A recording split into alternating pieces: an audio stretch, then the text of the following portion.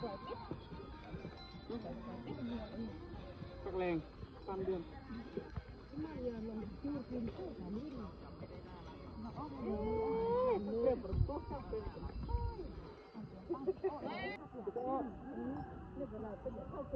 ต้องเกี่ยวเรื่องนะอยู่ทุกท่าเลย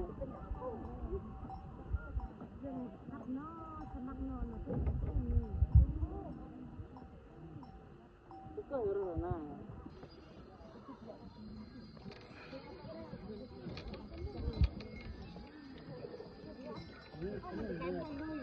ก็เลยตะกี้ก็เล่งก็เล่ง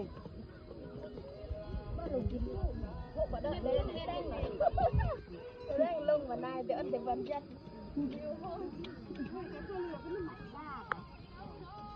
เที่ยวอีกกำลัง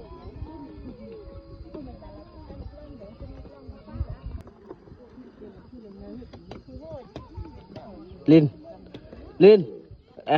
สบายเลอะเด้อสกี้จะมานาอมตองเมื่อกี้คลิปกี้ถ้าตลกเด้อกดไลค์กดแชร์เป็นกำลังใจกดแต่งคลิปได้เป็นกระมูลกันนึกไอ้บ้าอมตองอย่าห้องเด้นี่เท่าแก่อย่าห้องเลยนี่เมื่อจิตกันนึกไอ้บ้าหลอดลมเตะตะกี้เด้อโอ้ไปเด้อ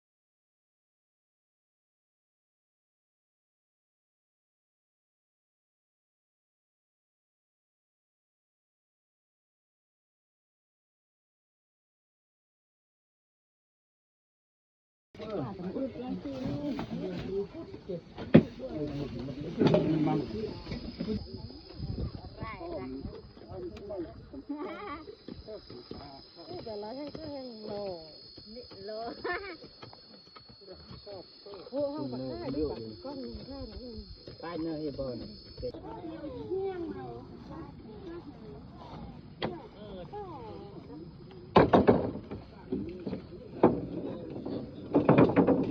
แต่พวกนี้แต่เลี้ยงสู้อย่างคือเรื่องกระลำพังมันอยู่นะ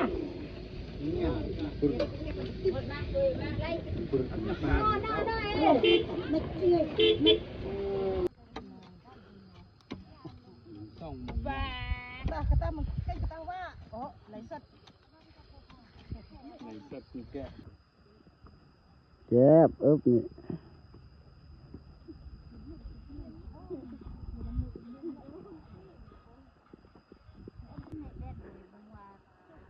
โซฟี่วันนี้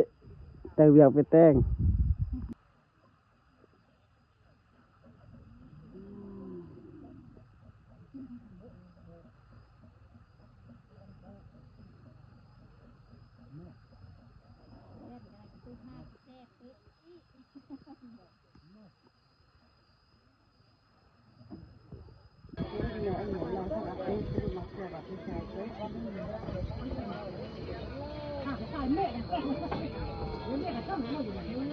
มอ Nek,